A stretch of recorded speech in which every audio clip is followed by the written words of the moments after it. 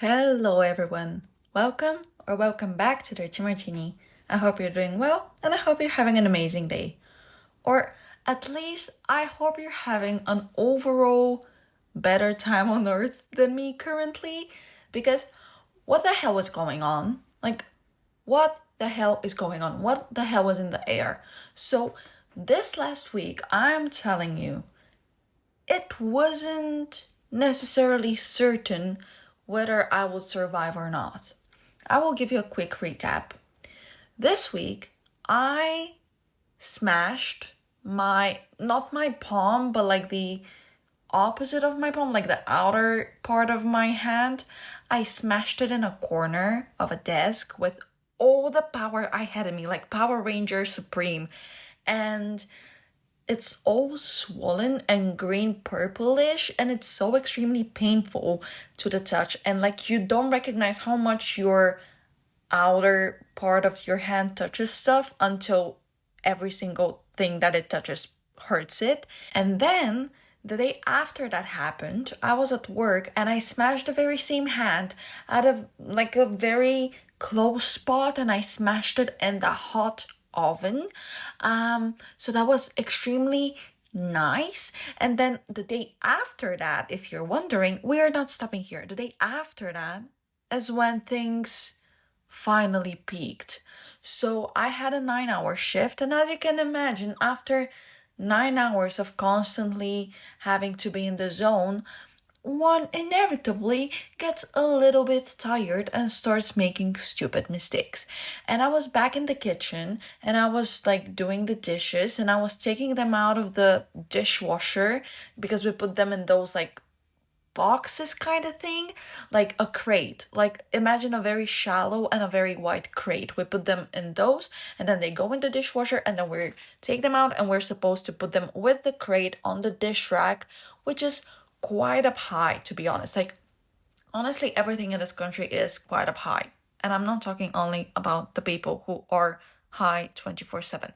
Like I kid you not, at times I cannot even see myself in like public toilet mirrors because they're so up high. I can only see my forehead, and like sure, that is because my forehead is massive and like it takes like a third of my entire height. So while I was on my tippy toes trying to put the dishes on the rack, the whole thing fell on my face. And in that very second that it felt, like that second it took from to fall, I saw my entire life in front of me. And I spend way too much time on my phone, is what I have to conclude. But the thing is, like, I just turned my face, and thank God I did this because otherwise it would have broken my nose at the very least. And so my forehead is the one that took the fall, and it is still pretty marked. And I've been walking around every day with this white baby cream I have from Bulgaria smeared all over my forehead like a complete idiot. And yes, I am using baby products because I don't know why, but I feel like baby products are supposed to be somewhat better when it comes to skin products or like overall products, because like who wants to kill babies? Who wants to harm babies? If you want to harm babies, you should be institutionalized. And so I just don't want to have a scar. That's what I'm trying to say. Because I like, it's enough that my forehead is in the airport as it is. No need to draw the lines of departure and arrival. No need to have like, do I like Harry Potter? Sure. I'm talking about the story. I'm not mentioning the author. Do I see myself as devoted a fan, like devoted enough to have it marked on my face forever and evermore? No. So please, I am praying, pray as well with me that I just don't scar. And saying about prayer, like I just want to do like a quick little detour as per usual. You guys already know my storytelling.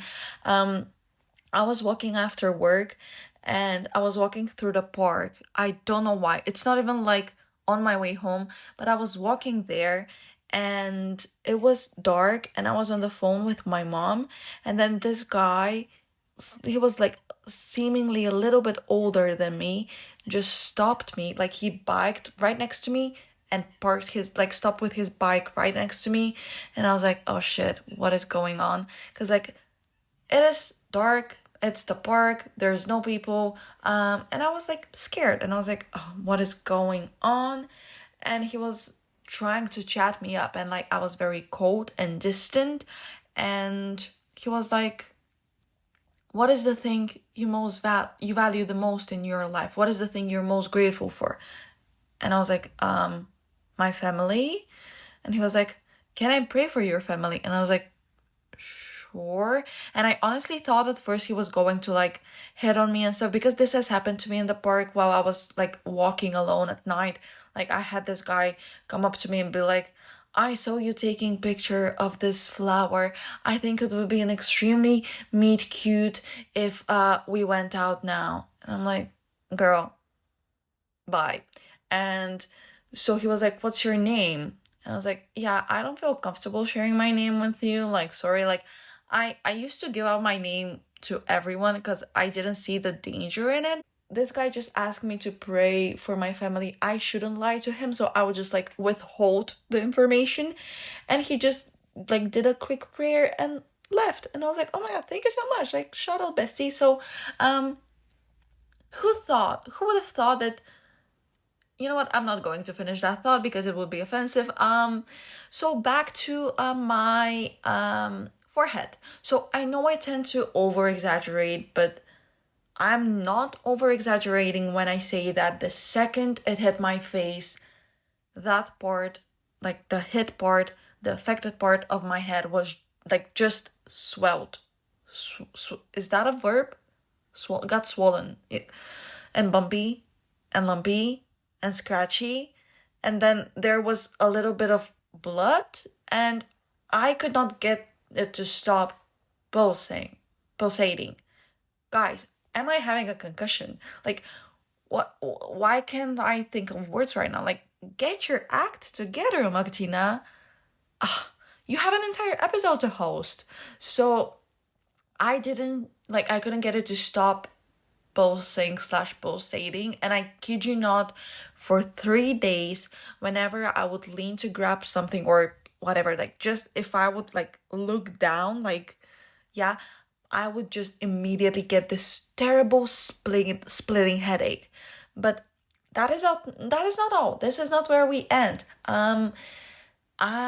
Literally 30 minutes after that hit, I took a big, and I mean, like, a meter tall trash can fell on my foot, because why not? So should I start wearing protective gear and helmets? I think I might have to, because, like, I am a danger to society and myself. And at this point I was like, dude, all of this is happening on the clock. I could easily just sue them and, like, get my bag and just, like, get it over with, because what do you mean? I was fighting against myself to physically survive the day. And I also went running a couple of times this week, because I don't know why. I think, like, it's because of my birthday approaching and I feel like I'm not doing anything and I haven't accomplished anything. So I need to run to escape my mind. And I have those periods, like, every single year, like, during spring, I'm like, I'm going to run, I'm going to become, like, a top athlete, I'm going to run a marathon. And sure, one day I would love to be able to run a marathon, but maybe not now. And, like, I hadn't run since May, and I was like, oh my god, why did I stop running? Like, why did the last time I run was, like, why was it in May? And then I ran, and I was like, oh, I remember. It's because I don't like it. And also, like, my knee hurts so much because, like, I'm in my 20s. My joints are already, like, you're getting older when you don't refer to your knees as your left and your right knee, but you refer to them as your good and your bad knee. So yeah, that was fun. But the thing is, so I went running, and not only was it not, see, I don't know if I like it, so I'll just, like, assume ambiguity. And after the adrenaline wore off, I realized that I cannot walk because I was covered in blisters, my feet bleeding. So I go everywhere by bus now. And I mean, to be honest, like, in the last 3 days, I'm not over exaggerating. I can send you receipts if you want to. I walked a total of 51 1,000 steps. Where did I walk? I have no clue. So I think that this might also have something to do with this, but I refuse to take accountability for any of this, so I just choose to blame it on the stars. And now hear me out. I am not knowledgeable at all when it comes to horoscopes and astrology. I cannot even name all the zodiac signs in order or like at all, especially like in English. I don't know the names.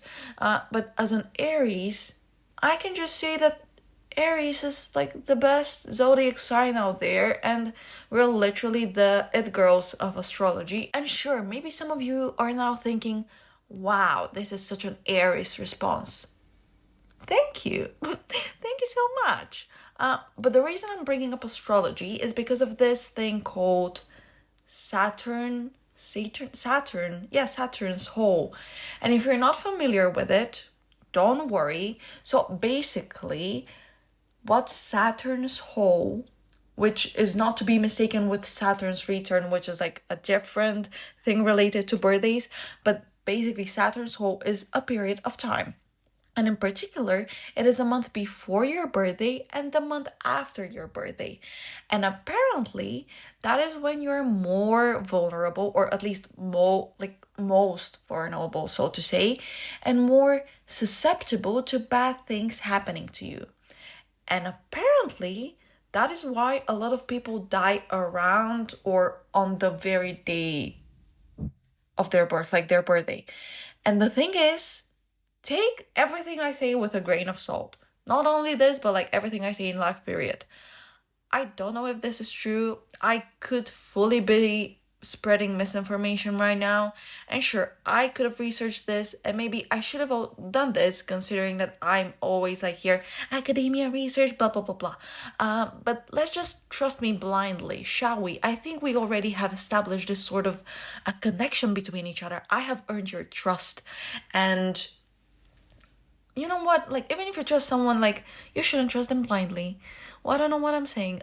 So let's just assume that what I'm saying is true.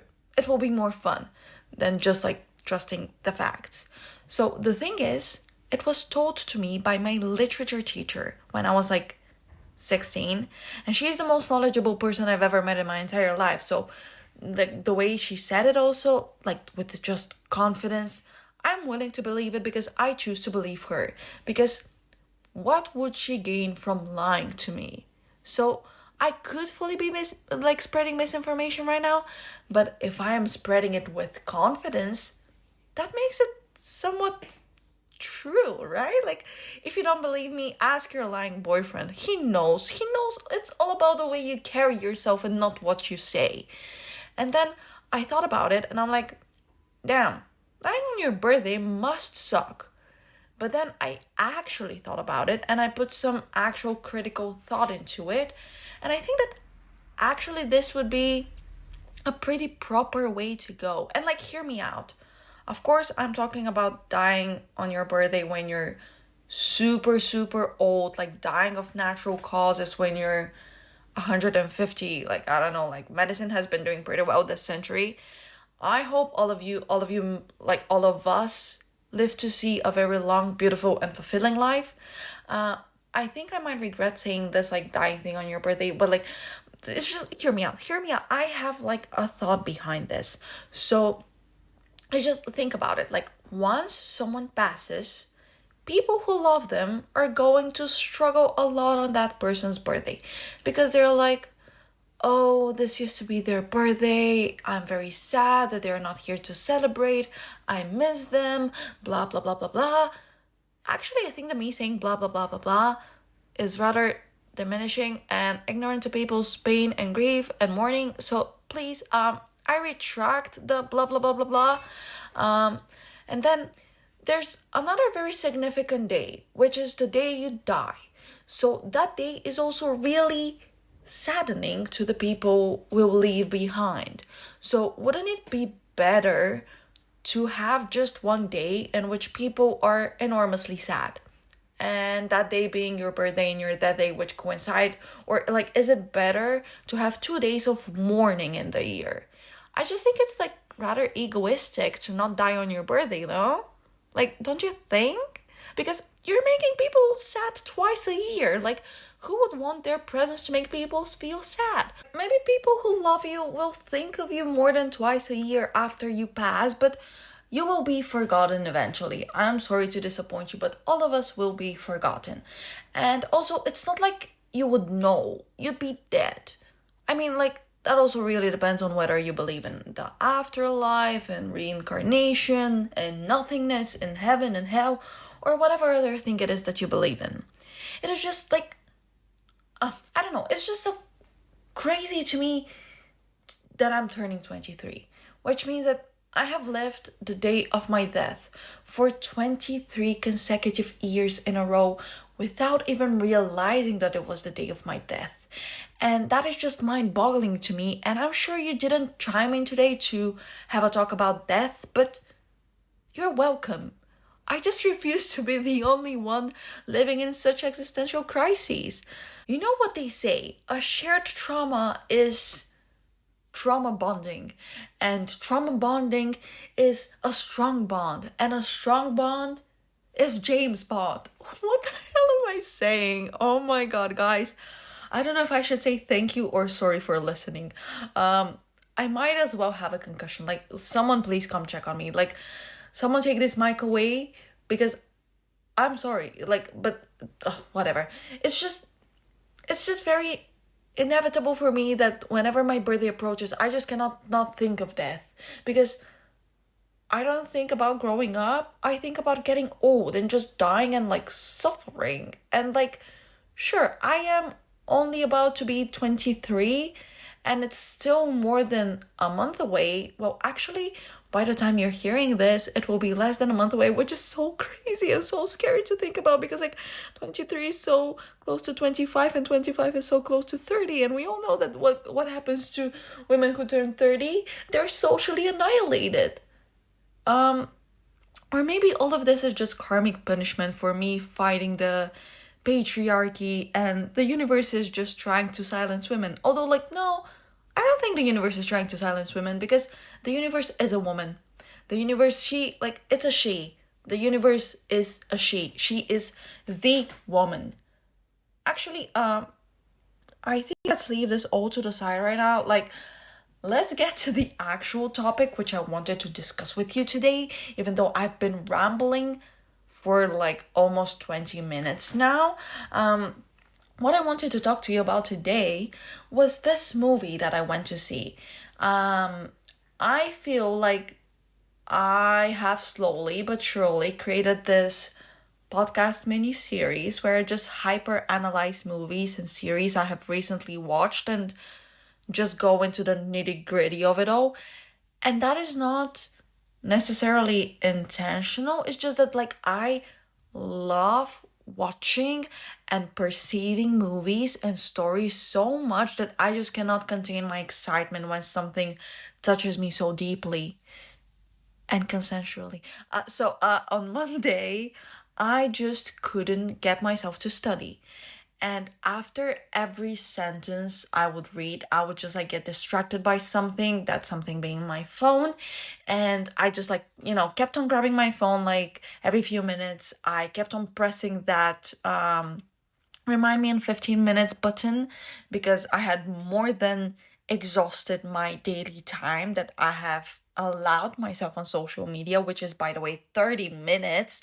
And at this point, it was just embarrassing how many times I pressed that thing. And that embarrassment sometimes drives me to press the ignore the limit for today button because I don't want constant reminders of how I am scrolling my life away. I already feel terrible enough about it. And like, if my phone, the very thing that I'm addicted to, is the one that's calling me out on that addiction, that's not the best. And I want to really address this issue properly and start working on it as soon as possible, as hard as possible. But because the way I am abusing social media is just like, I should be sued. Like, wait, like, I'm not looking up weird stuff when I say like I'm abusing social media. I mean, like, it's just that I spend way too much time on there. You know what? Before I throw myself in jail for something I haven't even done, let's go back to the movie. So I just knew it was not going to be a productive evening. And I knew that no matter how much I forced myself, I would not be able to study. And at most, I was going to watch Too Hot to Handle, and that's it. And sure, I am watching Too Hot to Handle Germany with the intent to practice my German. And by the way, I understood like 95% of it, and I'm extremely proud of myself. Like, sure, they're not having like the most deeply existential conversations there, and like, as you can imagine, I'm practicing a very limited part of German vocabulary. But hey, at least I can speak about physical human relationships.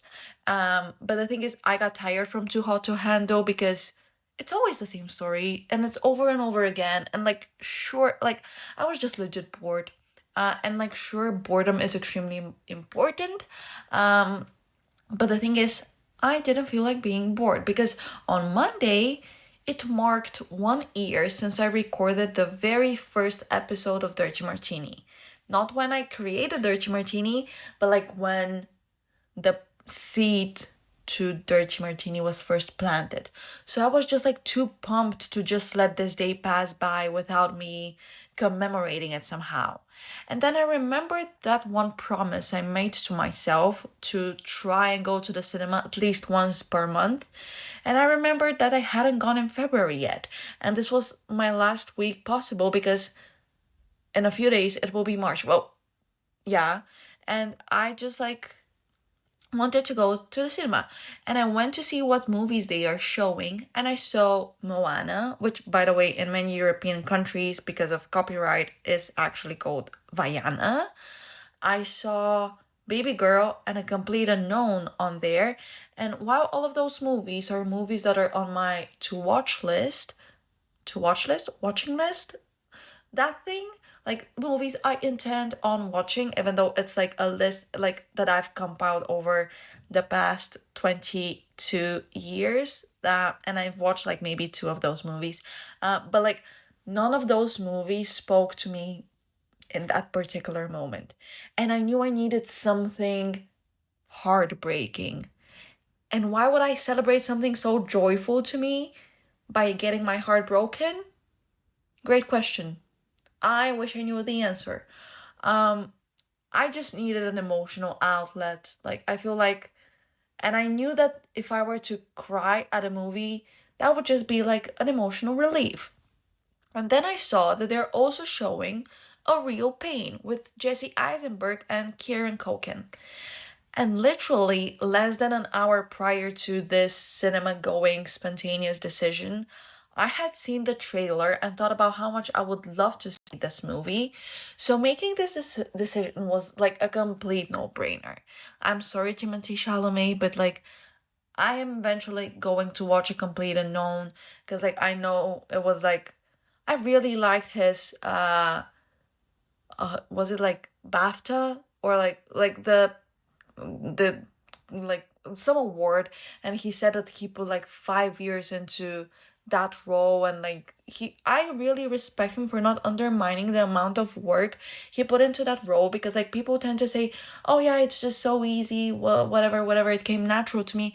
No, a lot of hard work is put into those stuff, and it should be recognized as hard work, and people shouldn't be embarrassed about wanting their hard work to be recognized. So shout out to Lil Timmy Tim, to Mr. Lil Timmy Tim, I don't know, statistics. Anyways, where was I? So, yeah, I just, the projection was in an hour. I bought my ticket, and luckily my cheap Uncle Scrooge self was saved by the Monday student discount, so shout out. And I got ready like super fast, and I went to the cinema. And I just love when such spontaneous things happen. Like spontaneity is and can be so fun. And I should try to do it more often. Well, if I plan on being spontaneous, that like kind of eradicates the entire concept of being spontaneous and going like with the flow. Basically, what I'm trying to say is that maybe I shouldn't always think of every single possible scenario and every single possible outcome, and I should just let things and myself be. Maybe that can be a bit chaotic and anxiety inducing for a perfectionist like myself, but I bet it can also feel freeing. Anyway, so back to the movie. God, I hope I get to tell my story today with the way I'm so distracted right now. Like, the ducks are yet again outside going crazy. Like, besties, I know it's Friday. Enjoy your evening, but give me like 30 minutes, please.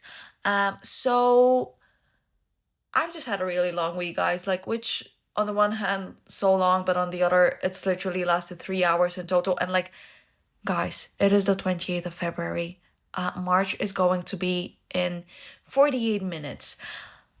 Where did the time go? January lasted 3 years. February lasted like 7.5 minutes. Like, last week was February 1st. And I was celebrating Harry Styles' birthday. But like, what? February? Like, girl, I know you're short already, but like, did you need to be that short? Like, not to body shame you whatsoever. It's just like, last longer.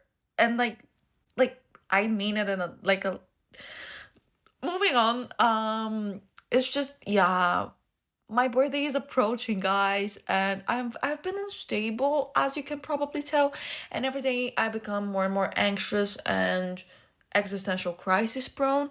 So I've just been floating through space, defying gravity. I'm not even going to try to hit the note because that would be extremely disrespectful, and it would be, I feel like, theater kid cultural appropriation. So I'm just like going at a pace powered by inertia rather than consciousness. And I think that's why time is flying by so fast. So the movie.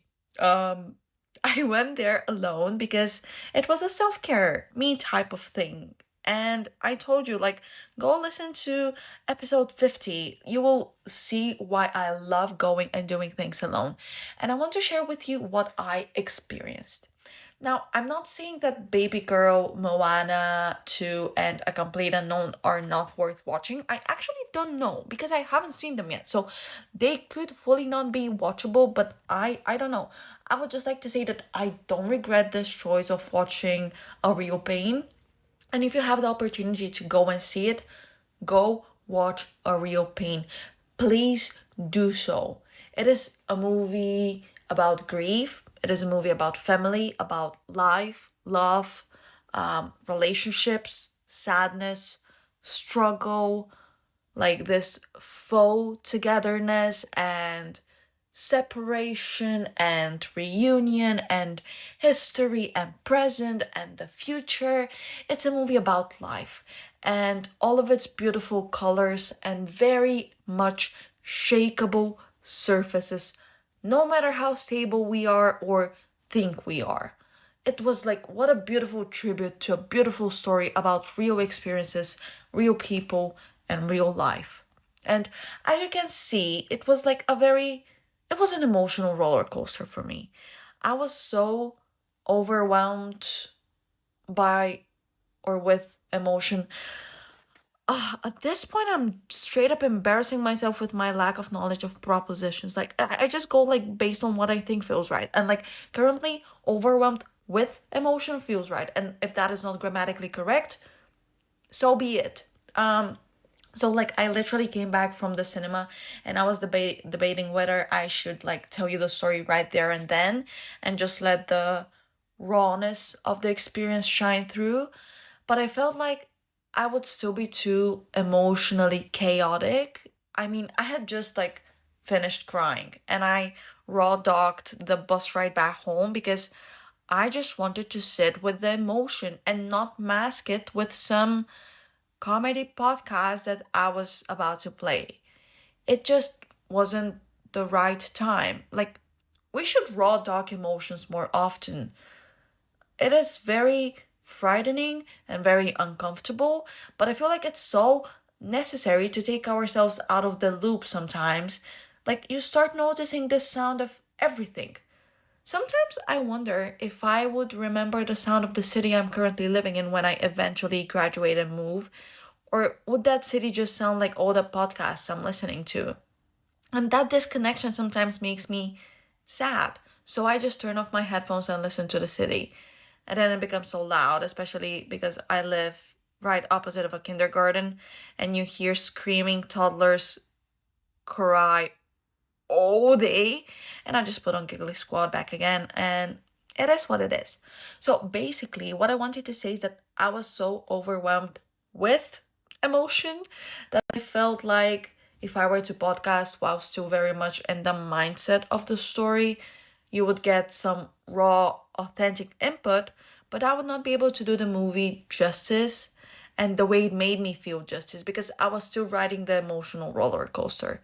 So what I ended up doing is I took some notes down to hit the emotional milestone, so to say, of what it made me feel so that I can share it with you, like share everything I thought about the movie. And my mind was running faster than I could type, and I was so scared that I would not be able to write down everything and that I would just like forget how it made me feel. And that was a proper fear because I actually don't ever want to forget how that movie made me feel, because it legitimately tapped into a side of my emotions, feelings, and experiences that I had been suppressing. And I know that maybe many of you, if not all of you, and like you're completely feel free to think so. Like you're feel free to think that I will sound posh. Well, perhaps like very posh and very pick me, but I swear to God, this is just how my brain works. So like if the language I use is posh and too literature essay like, that's just how I speak. I feel like sometimes I express myself rather colorful, so to say, because I feel like this is the only way you can actually express what you're feeling on the spiritual frequency that you're experiencing it. So I tend to use many and weird metaphors, but oh well, like I legit wrote an essay on Ariana Grande's Thank You Next music video, hyper analyzing everything. And God, I just love movie analysis. And also that essay, it's one of my highest grades ever. So I'm very proud of that essay. Like if I could just sit here and talk all about what camera shots and color schemes mean, I would do it, trust me. Like, I remember I wanted so bad to start a YouTube channel where I just sit and talk about movies. Like, I wanted to do it so much. I don't know why I didn't do it. It's just like, well, maybe laziness took over. And I'm just like, not even a movie nerd. I'm not even like that knowledgeable. I just like I watch the mainstream things. Like sue me, I haven't seen the most classics, but I mean I have seen Shrek so many times. So I think that compensates for it. Also, I saw Shrek was re-added to the Dutch Netflix, and I'm so happy to be able to rewatch it again. And I think this is what I'm going to do because like again, March craziness, birthday approaching, I need reconnection to my childhood self. Maybe it will be helpful to overcome the existential crisis that comes with being and growing older, said the 22-year-old. God, I just know that when I listen to this when I'm 40 or 50, I would want to smack myself so bad for thinking that I'm old. Because when it comes to others, I don't think 50 is old. But when it comes to me, I might as well retire already and move to a home because, hello? But I also never saw myself turning 18, let alone 23, for a lot of reasons. Please stick to the topic. It's just like that one thing reminds me of another thing, and well, it's almost like that's how conversations work. Basically, I also think that it could be that I'm like trying to postpone it, and because I am a bit scared to admit those emotions and like face them yet again, even though I really don't want those emotions to ever leave me. But basically, what I was trying to get again what I was trying to get at again. English, hello. I'm not trying to come off as this know-it-all. It's just that hyper analyzing movies and directorial decisions is genuinely my passion. I remember there was a period of my life in which I wanted to be a director so bad. So, yeah, if I sound posh, I apologize. This is what I'm trying to say and have been trying to say for the past 5 minutes. This is just my raw emotion, and I'm sorry if it makes me sound like a pick me and out of touch diva. It's just my experience. So basically, I went to this movie not knowing too much what it was going to be about. And I had seen the trailer, but I didn't necessarily pay too much attention to it because I told you I was distracted. So I don't know what I thought exactly, but I thought at least remotely that it was just going to be like some dramedy Euro trip type of situation.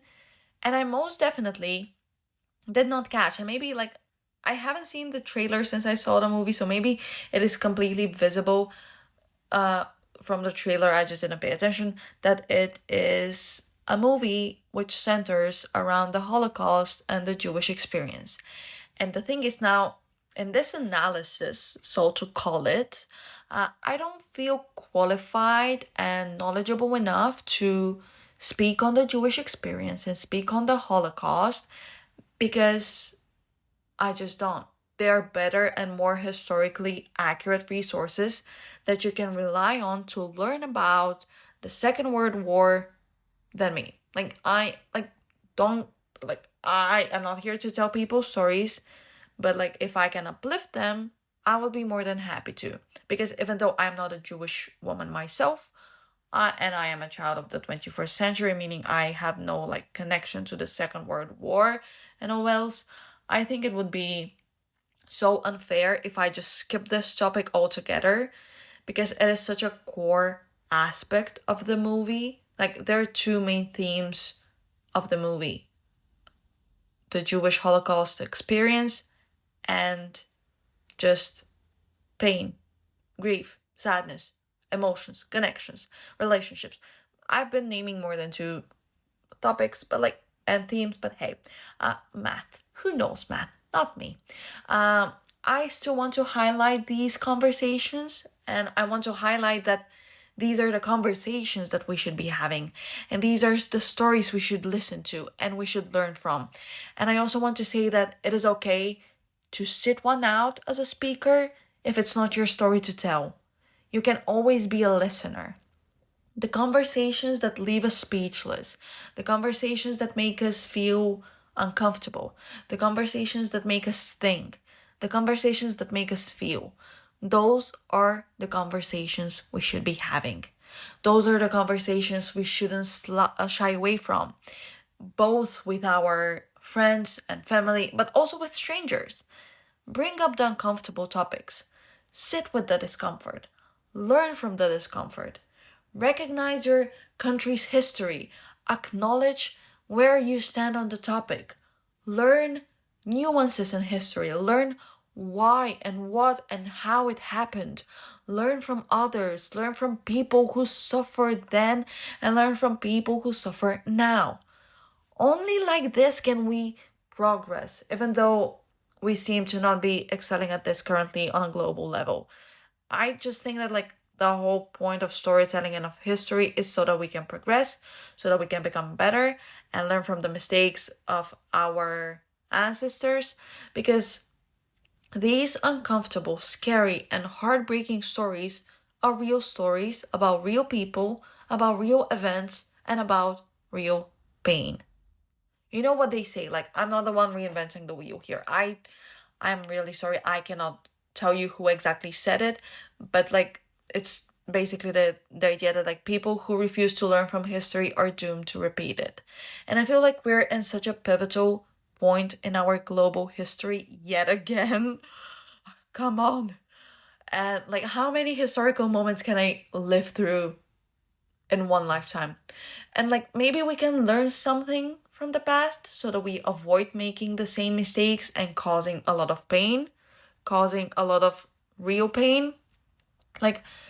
The very first thing, which was a very beautiful reminder, and which is the first thing I want to highlight here, was something maybe not all of us immediately think when we study history, for instance. I just think the movie was a really beautiful appeal to recognize that when you're telling a story, that when you're learning history, that when you're visiting places, seeing touristy stuff, and hearing about their meaning, you're not listening to a distant fairy tale. You're not listening to a simple story that is being told for the sake of storytelling.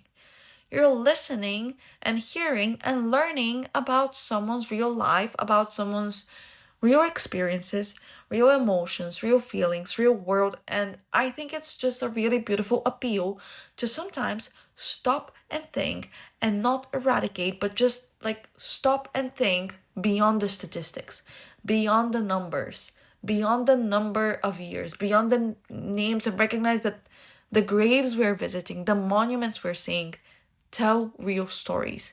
Because minimizing it down to numbers eradicates the reality and the humanness and the feeling that we should feel when visiting those stuff and places. Because I feel like a lot of times when we tell stories and when we talk about history, we're talking about them in a matter of numbers and a matter of fact type of way, and not in a manner in which does justice to the actual experience, to the actual horrors of the Holocaust, for example. Because the movie was about the Holocaust and its victims and survivors. Because you know how when we listen to the news, for instance, they say like an X amount of people died. And you're naturally appalled and shocked and disturbed, or at least I would hope so. Otherwise, again, we might be talking about something else here that might be going on in your mind, and like maybe institutionalization. It's not me. I am not a doctor. If it's not obvious by anything I say or do. But it's just that the way stories are told and the way they're framed matters so much. Because if you say numbers, it is, for example, difficult for me to capture the sheer mass of millions of people who were killed during that time of history, because my mind is so limited. Humans, we are limited. We cannot imagine a million of people, for example. But if you see pictures or belongings or hear the names or of even just like quote unquote a few people, which is more than there should have been, like there, you know what I'm trying to say. Like it humanizes them, and you're more likely to perceive it differently and more emotionally. So, media literacy, guys, I've been telling you about it. Think about the stories you're told. Think about the stories you tell. Think about why you are exactly told them in the way you're told them. How, when, where, and with what intent you're being told that particular story in that particular way. But the movie was even more than this. It's centered around the Jewish experience. There's no denying it, there's no diminishing it. But I think another main central focus of the movie was the human experience. So it just focuses on this like complexity and multi-layeredness and misunderstanding and underappreciation and taken for grantedness of the human experience. And it was a movie about what it is to be a human. And what really particularly touched me was the relationship between the two main characters. Well, of course, like the movie followed them. But basically, the movie is about these two cousins, David, played by Jesse Eisenberg, and Benji, played by Kieran Culkin. And they get together after a few months of not seeing each other, and you can from the get-go notice the discrepancy, the juxtaposition between them, their attitudes and their mentalities, and so their grandma passed away, and they fly from New York, where they grew up, to where she grew up in Poland. They go to Warsaw. How do you say Warsaw in English? Warszawa. Yeah. So they visit their grandma's house where she grew up and learn more about the Jewish experience there. And Dave is the typical I have a nice job, I have a nice wife, I have a nice child, my life is okay type of guy. And there are struggles, but why focus on them? And then there's Benji, whose life is far different than that of Dave. He used to live with in his mom's basement, getting high. He lives far from the city. He was extremely close with their grandma, who was his favorite person, and after she passed, he has been struggling to cope with the loss and with the grief, and he even overdosed. And throughout the trip, they drive each other crazy, but they also very much clearly have love and care for each other, and they reconnect on a very deep level. And it's just again, the complexity of human relationships. And the thing that moved me a lot, which I don't know if it was the directorial intention, but it was that I could see myself in both of them. So basically, because the two protagonists are the product of the same environment, because they they saw themselves as brothers and not so much as cousins, but not anymore. They used to be real close. And growing up, they used to spend every day together, and they're just a cog in the same machine. They're a fruit of the same bloodline, and yet they just turned out so differently, experiencing life and its successes and struggles differently, perceiving different things as front page news, so to say. And I can see how the idea of structuring the story was to portray this thing of the metaphor of the water that softens the potato hardens the egg, meaning the same circumstances affect different people differently. And it's just such a beautiful reminder that people experience life differently. And to me, it was a testament to the complexity of human nature, because there's no linearity. There's no one side of the story. Everything is so multi-layered. There are many paths, and everything is floating and fluctuating. And so, for example, the reason I saw myself in both of them was because I have struggled a lot with my mental health for a long time, and I've been open about this here. And you know how some people say depression struggles with me? No, I struggled with it. And there's a lot of shame, a lot of misconceptions, misunderstandings, a lot of miscommunication about the not so happy side of the human experience, because it is supposed to be done in the shadows. It is supposed to be done in private, in silence, because it is just socially non-conforming and uncomfortable. And the thing is, the way you can be a highly functioning alcoholic is the same way you can be a highly functioning sad person because of this. And nobody realizes until you burst, you explode, and then they just go and say, there were no signs. No, there clearly were signs. You just refuse to see them. And sadness is all consuming. Sadness is all defining. And it's just so crazy to me how this movie triggered me, in the sense that, again, I'm not a Jew and I have no relations to the Holocaust, but in the broader storyline, it brought me back to the days in which I was soaked with sadness, when my name equated sadness.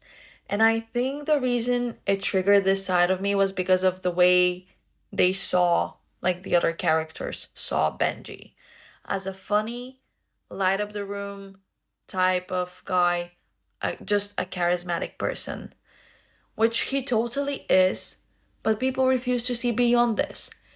And I recognize this in my personal experience so much because of this functioning sadness. You know how in this one song, Nessa Barrett says, I hate that I always look my best when I'm dying on the inside? Well, it's pretty much the same. I hate that I'm given compliments about my character and charisma when I'm fighting my brain to not let it drown me in sorrow. The fact that people would deem you so happy and, you would light up a room because no one actually was interested enough to care to look deeper into your eyes and see what is actually going on. And then you would have those blips outbursts of emotions, of realness, of honesty, of transparency, and they would make people feel uncomfortable because they're not used to seeing you like this. You were always the life of the party, you were always funny, you're always joking around, and the second you become serious, the second you demand more, the second you become human, the second you demand humanity and realness and transparency, that just does not compute in people's brains. And it can be extremely isolating and a pattern which perpetuates sadness because you start questioning, who am I really? Am I all of this, or am I people's perception of me, or am I my perception of myself? Am I none of this? But then, like, on the other side, I also see myself in Dave. Like, he has a family, a wife, and a child. Like, I don't have this. Like, I'm not married. I don't, like, he has a nice earning job, like, in marketing, by the way, which, fingers crossed. And yeah, sure, I may not have those things now, but I just saw myself in him emotionally because he's that person who refuses to acknowledge the sadness within them. They recognize that it exists, but they refuse to feel it because they're all about the mentality of inevitable pain will always be there. Pain is like a part of life, regardless. It doesn't need my acknowledgement. It's not going anywhere. So maybe if I don't acknowledge it, I won't let it dictate me. If I don't acknowledge it, that doesn't mean that it's not real, but maybe I can be the one in control. And this is all a self-protecting mechanism of emotional self-ignorance because the burden of emotion and feeling can be too heavy at times. And it is sometimes easier to stick with the routine and the inertia and the ordinary and then, deal with emotion. And in reality, that is also a very slippery slope because not only are you not in tune with your emotions and your reality and yourself, but you're also missing a very important link to others and their lived experiences. And I have been the same. I have been emotionally ignorant and I have been emotionally in tune. I have been emotionally deceptive. I have been emotionally avoidant. And I have been emotionally lost. And I have been emotionally flourishing. I think what made me fully capture this was this one scene in which Dave asks, what is the point of focusing on the sad things? And they, like the other characters in that scene, just reply, so that we can prevent further sad things from happening or something along the lines. And it just again is such an amazing illusion as to how we should be having the uncomfortable conversations and how we should be transparent with our experiences and with others and tell our stories in a real way because we are real people.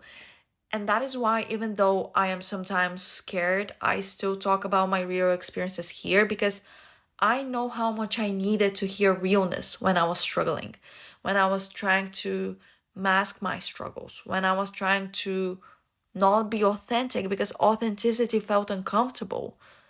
We should sit with the discomfort of pain because if we avoid it, it's going to grow. We should learn to tame it, and from this chaos that it embodies, we can attempt to make a beautiful mosaic picture of our lives. So basically, it was about how we sit with the discomfort we experience so that you can prevent future discomfort from happening. Recognizing your pain now can help with the management of future pain. It's all about recognizing the present and how it is affected by the past so that you can prevent them from dictating your future. And I think it was just such a beautiful story. I know I said it many times, but it was like a beautiful story of how the same environment can give birth to two very different fruits. And overall, I think it was just a very necessary movie. Not only because it shed light on a historical topic that is oftentimes neglected in genres beyond historical documentaries because it is uncomfortable. Again, I am talking about the Holocaust.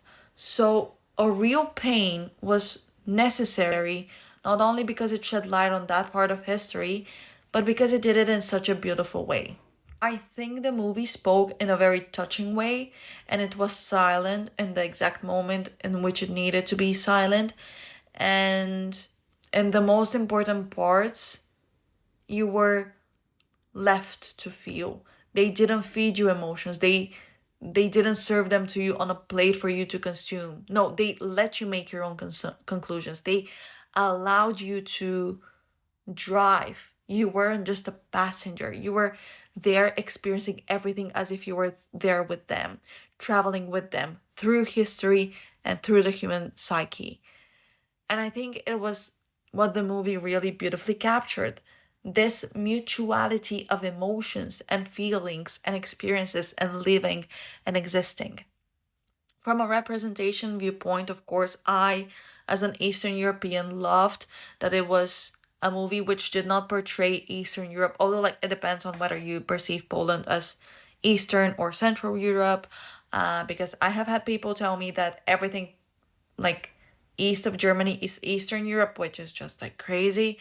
I know there's like a lot of debate and sometimes plain stupidity, as with this case of like the Germany thing, whatever. So the movie portrayed a country from perceptually more Eastern-ish Europe, not as like culturally diminished, but rather as full of history.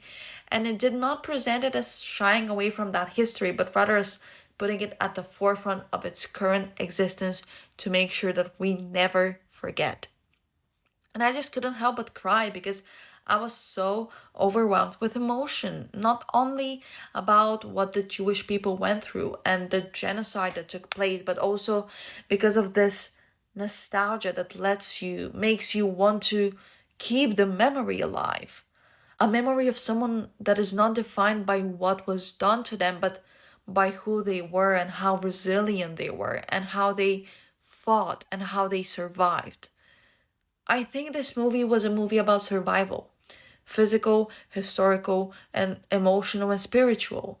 It was a movie about life, not only about surviving the Holocaust, but surviving or struggling to survive within the limited nature of your mind, which can be so powerful in keeping you captive to certain predispositions and pains. And when at the end of the movie, one character went home to his wife and his kid, and back to his reality, and then the other one stayed at the airport, it makes you question, does that person have a home to get to? Is he homeless literally, or is he homeless metaphorically because he lost his sense of self? He lost not only his favorite person in the entire world when his grandma died, but he lost the concept of family. Is the reconnection with the past defining the inability to be present? I don't think so. I think connection to the past is super important, but it can be overwhelming and difficult to cope with it at first. There's no denying it. Benji just feels isolated. And in moments like these, is it better to stay at the airport, which is a no man's land, or is it better to go to a house that is not a home? And I think airports can be simultaneously the happiest and the saddest places on the planet, because they're a place of reunion, but they're also a place of separation. And it is funny how they managed to capture both the joy of reunion, but also the pain of the inevitable separation. Well, yeah, I don't know. It could very well be that all of this is in my head and it was just like a movie created for the sake of creating a movie and I just read too much into it. Wouldn't be a first and definitely won't be the last time I'm doing it. But you know what? Let's just leave it at this. Guys, thank you so much for listening to me rant about this movie. I appreciate the fact that you're spending time with me and listening to my nonsense. I hope you enjoy it, and I hope to see you in the next one. Thank you so much, guys. Stay hydrated, wear sunscreen, and don't support genocide. Bye!